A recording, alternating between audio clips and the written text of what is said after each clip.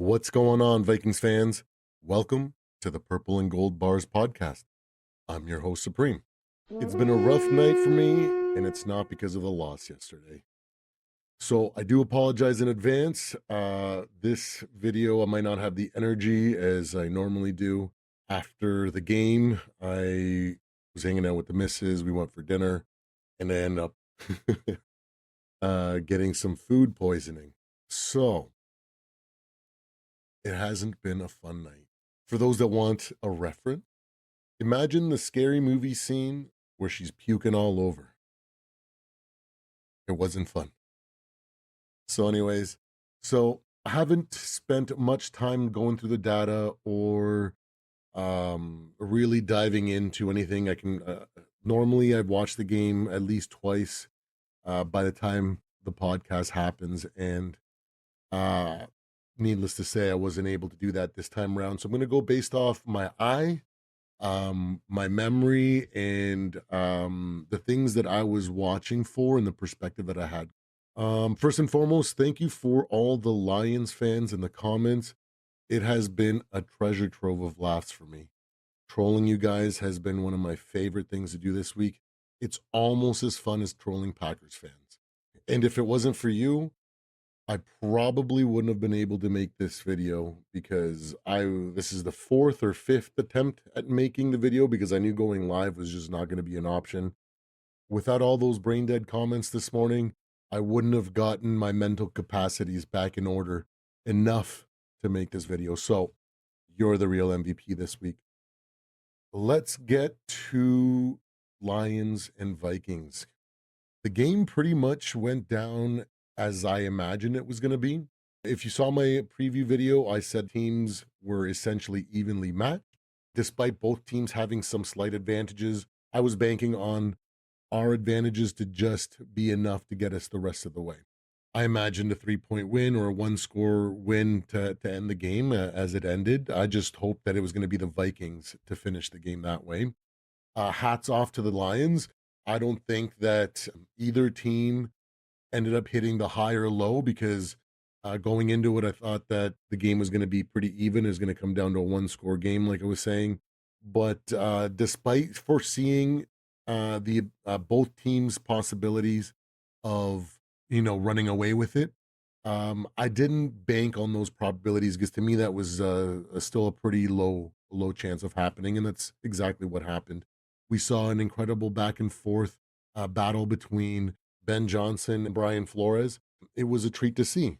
I said, don't blink because we're going to see a lot of things that you're not going to want to miss. And we might even see history. And I think the game delivered on that front. As a Vikings fan, this game only gives me confidence that we're on the right path.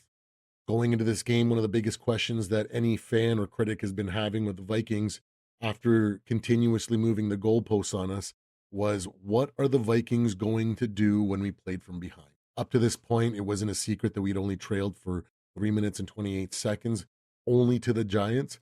And like I said, this game was going to be the game we were going to see us play from behind.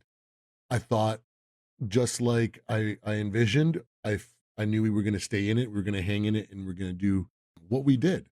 I saw progress in all the areas that I've had concerns with. At times, they maintain aggressiveness. We saw 3 and outs from the Lions defense. It wasn't a cakewalk for either team. There were mistakes that were made a lot through the penalties on both sides. Ours were a lot of self-induced, and theirs were self-induced as a factor from the noise in US Bank Stadium. In my preview, I had mentioned that the 2 advantages that we would have that would tip the scales in our side was the fact that Aiden Hutchinson wasn't there, and it was going to allow us to run a different offense, unlike other teams, because Hutch, unlike other, incredibly talented generational talents like Myles Garrett or Micah Parsons, TJ Watt or Nick Bosa, those guys don't command the respect from opposing coordinators like Aiden Hutchinson does. There's a lot more of paying attention where he is and running the offense away from him. and it really becomes uh, a big focus when building a game plan against the Lions before the injury, right? So I anticipated that it was going to be the difference that would put the pressure on the secondary. Historically, just Justin Jefferson doing such a good job against the Lions, and in general being the best receiver in football. Um, I imagined it was going to be enough for us to squeak out a one possession win at the end. So as a result of Hutch missing, we saw a lot of the pressure actually come onto the secondary, which they responded. At times they were struggling. We saw some wide open catches by Justin Jefferson and by Jordan Addison, but they bent and they didn't break, which was expected from such a high caliber team. Overall, without Hutchinson, the offense produced and worked as efficiently as I expected it to do. The problem was is that we couldn't capitalize as much as we should have with Aiden Hutchinson out. And then that kind of ties into not being able to capitalize in the execution of our play and on offense and defense to the effect of home field advantage. Because I thought it was going to be such a close game that the two areas that kind of gave us the slight advantage was US Bank Stadium and them missing Hutch.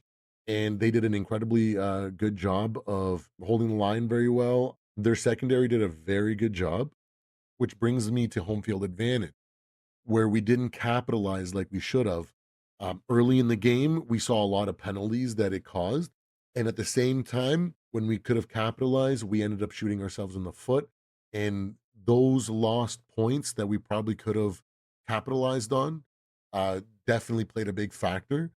But at the same time, the Lions played a great defensive game as well. So it was back and forth like I anticipated. It was like when you watch your favorite fighter go up against for the title for the first time, and they do everything they can. They leave it all out on the line, and they just barely come up short, and the challenger doesn't win.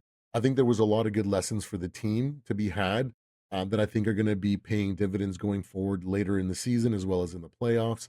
And then one of the biggest factors for this team going forward, in my opinion, is our ability to execute going forward.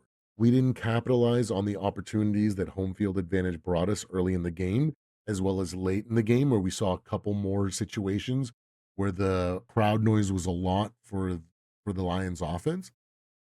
And then when it comes to executing the in the second half, right? Or in general with the offense. One of our biggest criticisms is that in the second half, we don't do anything except for that one drive that kind of secures us the win, or our defense comes in and secures us the win, right? Week to week, we've shown improvement in execution. At first, we were not getting much out of our drives except for killing the clock until we really desperately needed a drive. Then the offense would come alive, which led to field goal. Field goals are great, but we need to develop the skill to convert on those late game drives when it really makes a difference.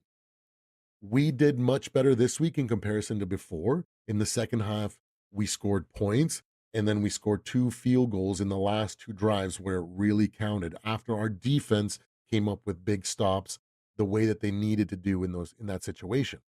So it's improvement. We're on an upward trajectory when it comes to being better at completing drives and putting points. So by the end of the year, if this progress continues to happen, we're going to become more polished, and our ability to play with a lead as well as score points on those final drives instead of field goals, our ability to close out games will improve. So I'm extremely happy with what I saw in the game. Despite the mistakes, issues that we saw, the second quarter wasn't pretty. But at the same time, if you're a football fan and you sit back and you watch that game, it was a masterpiece when it came to two extremely talented offensive and defensive minds going back at it. I want to go back to that to like an MMA or like a boxing fight where you see two guys just opting to stand in the pocket and just throw punch after punch and just see where the chips lie at the very end. We saw Brian Flores force a whole bunch of three and outs and a lot of pressure on the Lions offense at times. And then we saw Ben Johnson do the same thing and put up scoring drives and put that pressure right back onto the defense. So when it comes to um, a football fan, I think this was one of the best games of the season, and might be of going forward. We saw Sam Darnold answer a lot of questions. He had exactly the type of game that we need Sam Darnold to have when it comes to statistics. And talking about Sam brings me to his stats for the game, right? So if we look at the player stats, when it comes to Sam Darnold, when you look at those stats in a vacuum, 259 yards, one touchdown, one interception.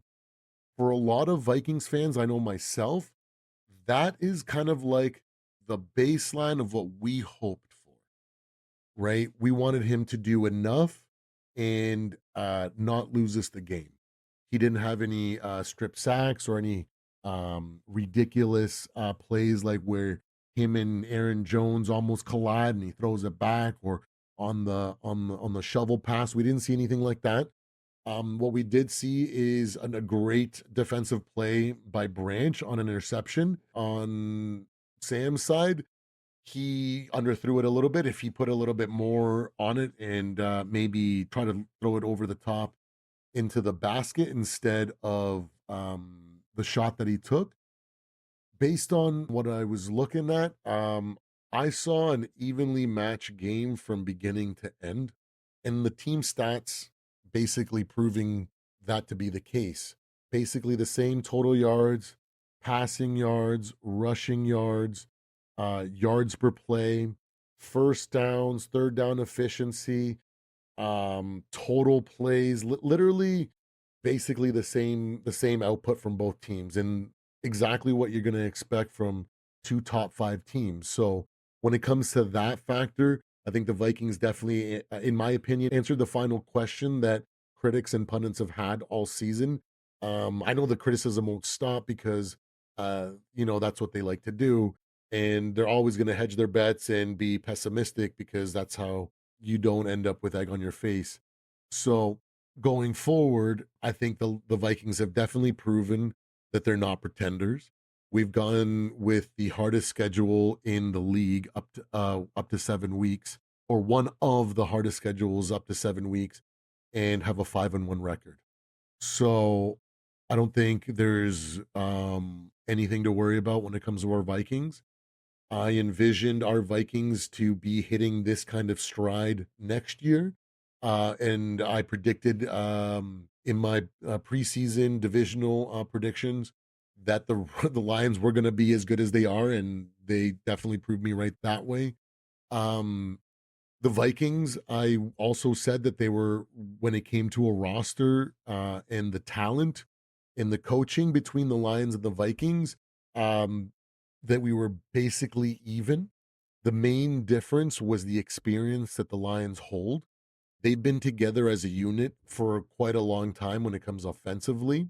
So they've developed a lot of resilience when it comes to winning games like these, which are essentially playoff like games. They're basically dress rehearsal for them for the Super Bowl, right? And for us, I envisioned us to be like the Lions of last year, where we kind of showed everybody how good we were, and we would have a lot of ups and downs because we were still kind of learning how to figure it out. We were still kind of polishing the whole scheme and the game plan. And I anticipate us making an extremely deep playoff run, regardless of this loss. And just like last year's Lions, going deep and hopefully the Super Bowl, right? So this may have been an NFC championship preview. We don't know yet. Only time will tell. But regardless, we saw two teams go at it that are, in my opinion, top 5 teams. And regardless, the Vikings put up a great fight. A lot of people expected this game to be the game where midnight struck on us, right? Everybody was counting on Pumpkin Watch to happen. They expected Jared Goff and the Rams to come out here and put 40 plus on us, and for us to barely get, like 10, 13, 14 points. And we didn't, right? We hung in there. We showed that we have the potential to be a championship prize fighter. We didn't take the title this time round, but what it does indicate is that the potential for us to win the fight or win the title in the future is more than a pie in the sky dream. When it comes to these stats and what we saw as a totality from the game, I'm extremely excited to see where we're at. We continue to see an upward trend in all the areas that I want to see improvement in. I really need to watch the game in its entirety a few more times. I really do apologize for not being able to do so. But I didn't want to not put out a podcast today, regardless of how I feel. Win or lose, we're going to be here on Monday breaking it down. We're here for the smoke. We're not backing down. And I still believe that this team is on the right path. Our strength of schedule over the next few weeks is very favorable. All these little things that have shown an upward trajectory against extremely tough teams and matchups will show bigger growth against teams like the Colts or the Titans, right? I knew desperately for us to win that game, we needed to win every single quarter and we needed to have a full team game. Everybody needed to do their part. Nobody needed to be a superstar. And if we were able to do that, I feel like we would have won a one possession game. We made a really good game out of it. And the Lions proved that they are as good as they are, right? I have them second in my power rankings for a reason. And they've been in that top three, top four, top two this entire season for me because I understand the quality opponent that they are.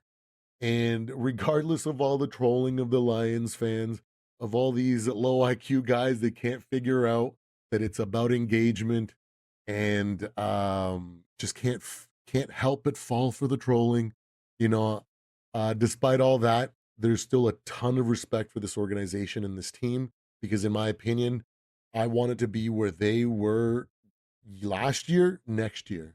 And so far, we're proving to be that this year. We're ahead of schedule. We have a great situation still going forward. Our next stretch is the easiest part of our schedule. So it's great games and great matchups for us to really hone it in together, for us to get healthy, to get Hawkinson back in, and then start working on acclimating him and getting back to figuring out how this offense works with him. I know it's going to be incredibly awesome having, that safety blanket, as a lot of people like to call the tight end position, in such a reliable player as in Hawk. But only good things to come, in my opinion. I think that's pretty much it. I'm trying to think. Oh, yeah. In my preview, I anticipated that we would have an early game turnover, as well as a late game turnover that would pay dividends and keep us ahead or help us take control of the game, especially late in the game. The first quarter came close. I'm not going to make any excuses or start throwing stuff out like, well, if Harrison Phillips, if that fumble was overturned properly and we would have just kept on the foot on the gas and we would have ended up with a 20-7 lead going into the half. I'm not going to play with hypotheticals like that. I want to look at what actually happened.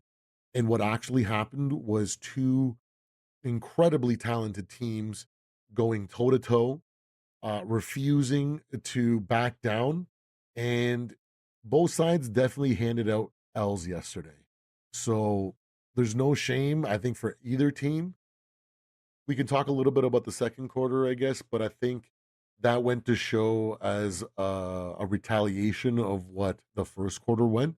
And when you're going up against a championship caliber fighter, you're going to expect big shots, especially early.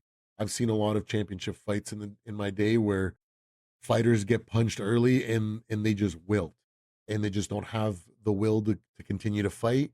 And before the championship rounds, they end up tapping out or getting TKO'd. The Vikings didn't do that. We hung in there. We took the best of their best and we answered, and it was an incredible game. To me, it looked like two of the best teams in the NFL going toe to toe, and all we got was fireworks. And I'm extremely happy to have been able to witness that, and extremely happy to be a Vikings fan regardless. For me, the sky ain't falling. I still remain incredibly optimistic. It's been 2 weeks now, roughly, since Sam Darnold has proven to me that I shouldn't worry about him.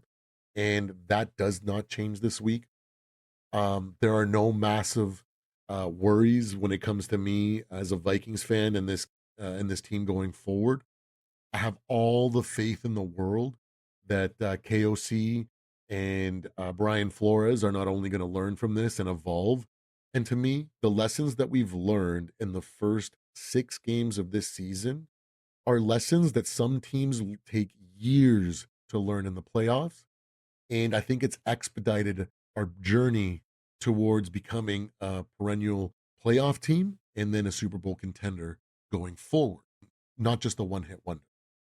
So there you have it. Again, I am sorry I probably didn't sound as coherent or as enthusiastic as I normally am. I'm still kind of feeling weird. I don't even know which attempt at recording this is now. But for me, it's nothing but smiles. The only thing that brought down yesterday was getting food poisoning. And if it wasn't for Watch Mojo over throughout the night, keeping me semi distracted while I was running back and forth from the bathroom, I don't know what I would do. So thank you so much. Big shout out to Watch Mojo in a Vikings video. Regardless of which side of the aisle you fall on, Lions or Vikings, if you're not extremely happy at how the state of the NFC North is right now, how the future of this division is, like I was speculating in my divisional uh prediction video that I really desperately want these next 1 to 2 years to go perfectly for every team in the NFC North. I want there to be no excuses from any team. I don't want there to be, I want everybody to be just, to have grown into their peak and hitting it at the same time. So not only do we get incredible football games uh, within our division, but we also get to witness as fans, for all NFC North fans, the complete destruction that we're going to have over the NFC. It's been a great thing to witness the resurgence of the NFC North. When I first started watching football back in 2009, the NFC North was known as the best division in football, and it was for a long time. And to me, it seems like the NFC North is going to reign supreme for the next 4, 5, 6, 7 years. We have young franchise quarterbacks on teams.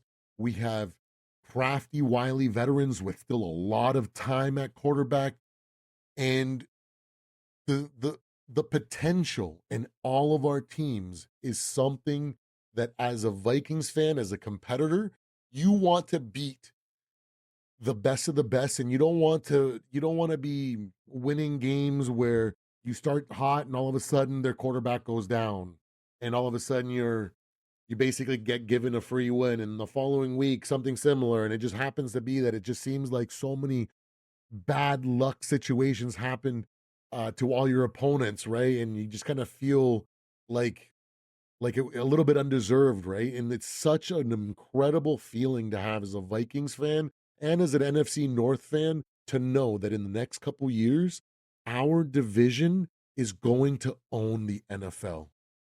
And Patrick Mahomes and the Chiefs, Lamar Jackson, Derrick Henry, and the Baltimore Ravens, you guys should be worried, because by the time that you guys start declining, we're going to be hitting our peak. So, hats off to the NFC North. We are only just showing flashes of what's to come.